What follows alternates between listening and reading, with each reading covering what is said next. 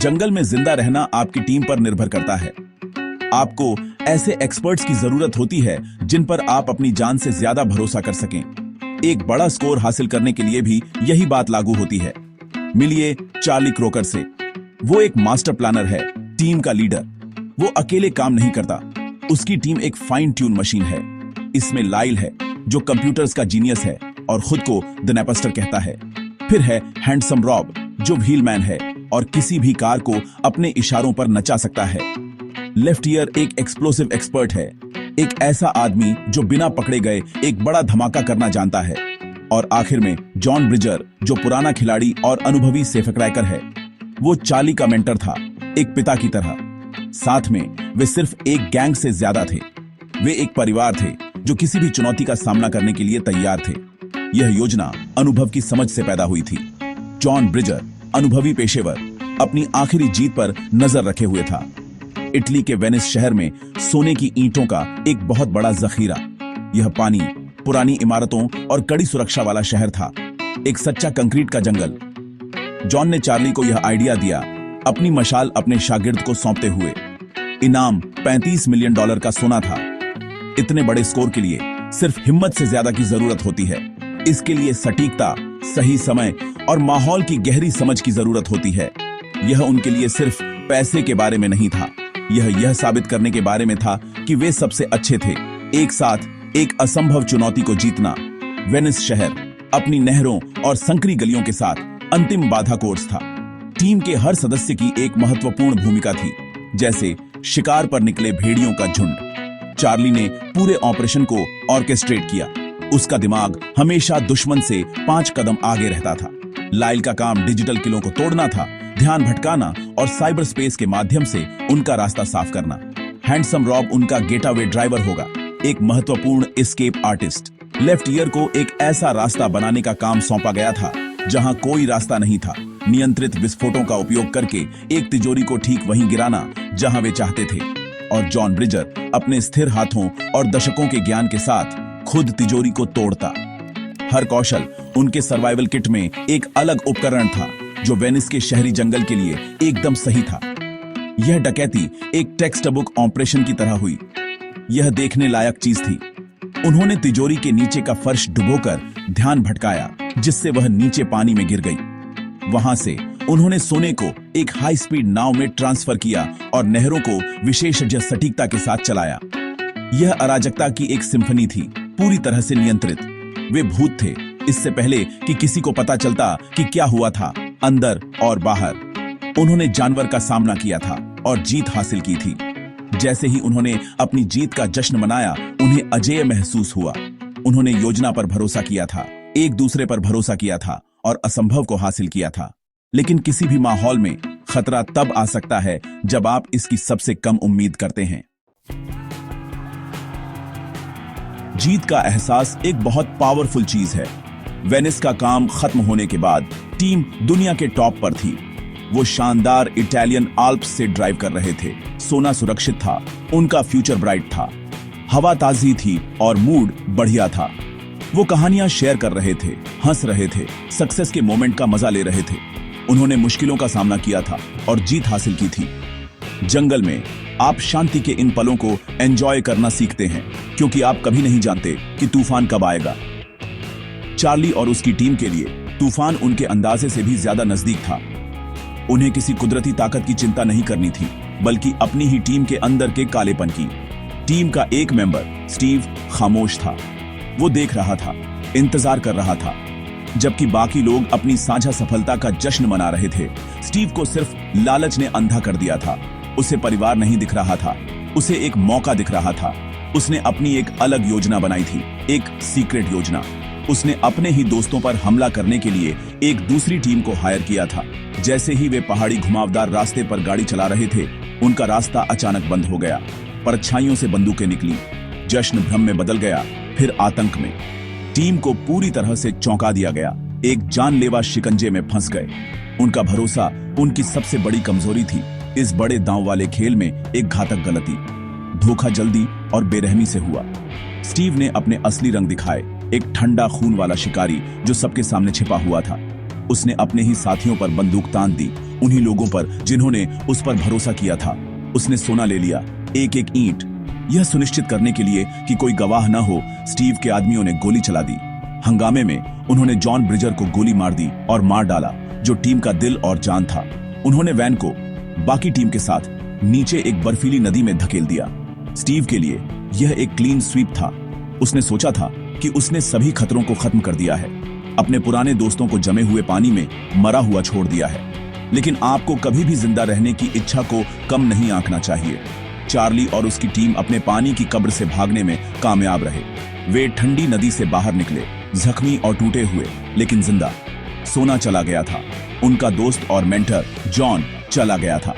जो बचा था वह सिर्फ धोखे की ठंडी कड़ी सच्चाई और बदले की जलती हुई इच्छा थी। उन्होंने सब कुछ खो दिया था, लेकिन उन्हें एक नया मकसद मिल गया था।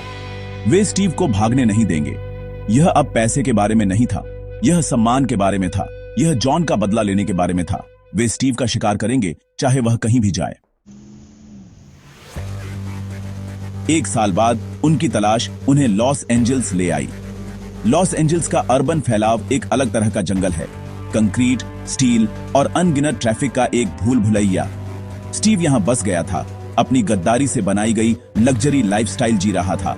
उसने सोचा था कि वह सुरक्षित है, एक किले जैसी हवेली में छिपा हुआ, गार्डों से घिरा हुआ। चार्ली ने उसे ढूंढ निकाला। अपना बदला लेने के लिए उन्हें एक नई योजना और एक नए एक्सपर्ट की जरूरत थी। उन्हें जॉन की बेटी स्टेला ब्रिजर मिली। वह अपने पिता की तरह ही एक मास्टर सेफ क्रैकर थी। पहले तो वह उनके क्रिमिनल वर्ल्ड से कोई लेना देना नहीं चाहती थी, लेकिन अपने पिता का बदला लेने की इच्छा एक मजबूत प्रेरणा थी। वह उनके साथ जुड़ने के लिए सहमत हो गई, अपने पिता के स्किल्स और अपनी दृढ़ता को टीम में लेकर आई। लॉस एंजलिस के लिए योजना वेनिस से भी ज्यादा चालाक होनी थी। स्टीव पागल था और उसकी सुरक्षा कड़ी थी। वह सोने को एक बख्तरबंद ट्रक में इधर उधर ले जाता था। सीधा हमला असंभव था, उन्हें माहौल को ही कंट्रोल करना था। यहीं पर लाइल द नेपस्टर काम आया। उसका मिशन शहर के ट्रैफिक कंट्रोल सिस्टम को हैक करना था। वह ट्रैफिक जाम का देवता बन जाएगा। हर ट्रैफिक लाइट, हर सिग्नल, हर पैदल यात्री क्रॉसिंग को कंट्रोल करेगा। वह उनके भागने के लिए एक सिंगल ग्रीन पाथ बनाएगा, जबकि स्टीव के बख्तरबंद ट्रक के चारों ओर पूरे शहर को बंद कर देगा। यह एक साहसी योजना थी। शहर की सबसे बड़ी कमजोरी, उसकी ट्रैफिक को उनके सबसे बड़े हथियार में बदलना। अपने भागने के लिए उन्हें ऐसे वाहनों की जरूरत थी जो छोटे, तेज और फुर्तीले हों। उन्होंने 3 मॉडिफाई किए गए मिनी कूपर्स चुने। ये कोई साधारण कारें नहीं थीं। ये फुर्तीले शिकारी थे जो एक बंद शहर की कंक्रीट की घाटियों में चलने के लिए बने थे। वे फुटपाथ पर चल सकते थे, सबवे की सीढ़ियों से नीचे दौड़ सकते थे और ऐसी जगहों से निकल सकते थे जहां कोई और कार नहीं जा सकती थी। हैंडसम रॉब, उनका मास्टर ड्राइवर, ने टीम को इन मशीनों को अपने शरीर के विस्तार की तरह चलाने के लिए प्रशिक्षित किया। हर कार को सोने का 1/3 हिस्सा ले जाने के लिए लॉट किया गया था। योजना थी लॉस एंजल्स के इतिहास का सबसे बड़ा ट्रैफिक जाम बनाना, सोना छीनना और अपने बनाए हुए हंगामे में गायब हो जाना। डकैती का दिन आ गया। लाइल ने हैक शुरू किया और शहर का ट्रैफिक सिस्टम उसके इशारों पर चलने लगा। ग्रीन लाइटें लाल हो गईं, लाल लाइटें लाल ही रहीं। लॉस एंजल्स रुक गया। जैसे ही स्टीव का बख्तरबंद ट्रक बनाए गए हंगामे में फंस गया, टीम ने हमला किया। उन्होंने ट्रक को नीचे सबवे सुरंगों में गिराने के लिए विस्फोटकों का इस्तेमाल किया। अंधेरे में स्टेला ने रिकॉर्ड समय में तिजोरी को खोल दिया। उसके हाथ अपने पिता की तरह ही कौशल और आत्मविश्वास से चल रहे थे। उन्होंने सोने को अपनी मिनी कूपर्स के ट्रंक में लोड किया और अपनी साहसी भागने की शुरुआत की। स्टीव के मोटरसाइकिल पर पीछा करते हुए, भूमिगत सुरंगों से दौड़ते हुए। शिकार शुरू हो गया था। पीछा करना कौशल और हिम्मत का एक क्रूर टेस्ट था। तीनों मिनी कूपर्स सबवे सिस्टम से वापस सड़कों पर आ गए। ट्रैफिक जाम से गुजरते हुए मिसाइलों की तरह दौड़ रहे थे। हैंडसम रॉब, चार्ली और लेफ्ट ईयर ने अविश्वसनीय सटीकता के साथ गाड़ी चलाई, अपनी हर चाल का इस्तेमाल किया। स्टीव बेताब था, हेलीकॉप्टरों और मोटरसाइकिलों पर अपने आदमियों के साथ उनका पीछा कर रहा था। यह लॉस एंजल्स की सड़कों पर अराजकता का एक हाई स्पीड बैले था। मिनीज ने अपनी काबिलियत साबित की। उनके छोटे आकार ने उन्हें ऐसे पैंतरेबाजी करने की इजाजत दी जिसने उनके पीछा करने वालों को फंसा दिया और निराश कर दिया। वे हथियारों में कमजोर थे, लेकिन वे ज्यादा स्मार्ट और फुर्तीले थे। शहरी माहौल का फायदा उठा रहे थे। वे स्टीव को घेरने में कामयाब रहे उसे एक आखिरी लड़ाई में फंसा लिया। पासा पलट गया था। चार्ली और उसकी टीम, जो कभी शिकार थे, अब शिकारी थे। उन्होंने उसे मात दे दी थी, उसे हरा दिया था और अब उन्होंने उसे फंसा लिया था। उन्होंने सोना वापस ले लिया।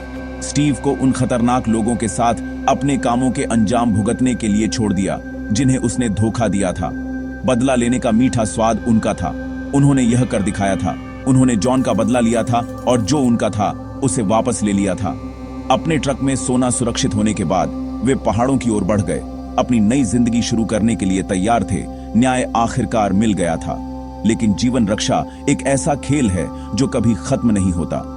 जैसे ही वे एक संकरे पहाड़ी रास्ते पर गाड़ी चला रहे थे, एक हादसा हो गया। उनके ट्रक के वजन से एक पुल ढह गया जो भारी सोने की ईंटों से भरा हुआ था। वाहन एक भयानक खाई के ऊपर लटका हुआ रह गया। एक चट्टान के किनारे पर अनिश्चित रूप से टिका हुआ था। अंदर टीम फंसी हुई थी।